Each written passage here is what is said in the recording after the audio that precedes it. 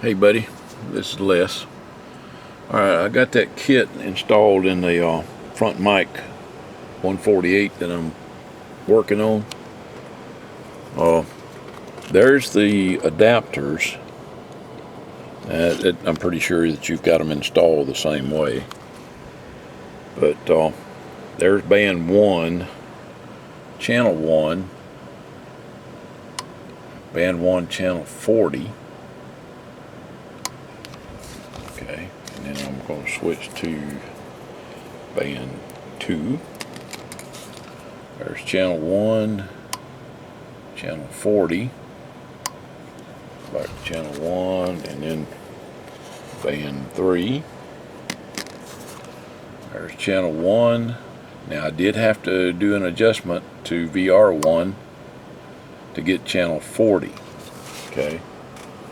The voltage on the pin 17 on this one was 3.75,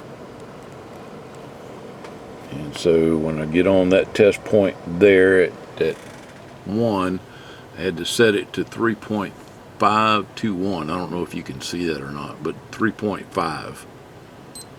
And like I said, the other one was set to let's see, pin 17. Get on pin 17 there. 3.751. So about 0.25 below what pin 17 is. Yeah, 3.52.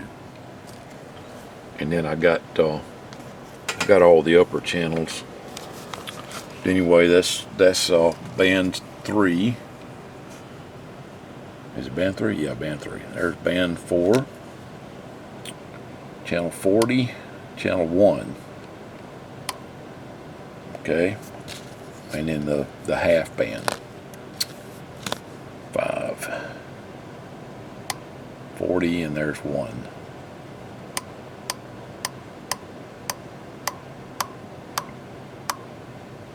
Okay.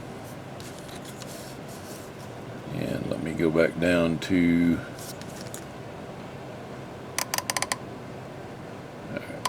there's channel 1, there's 40, 38, 39, 38, 37, 36, 35, 34, 33, okay, 33, 32, 33, 34. That's all it was a VR adjustment.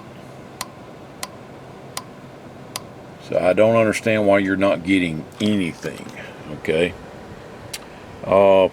The cable that's farthest from this guy goes to the channel selector, okay?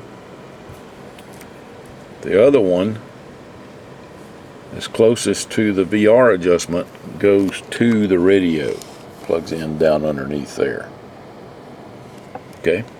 But both adapters go like this. See the little indicator over there that says to the side? Make sure you got them both like that, and check and make sure you don't have any solder bridges.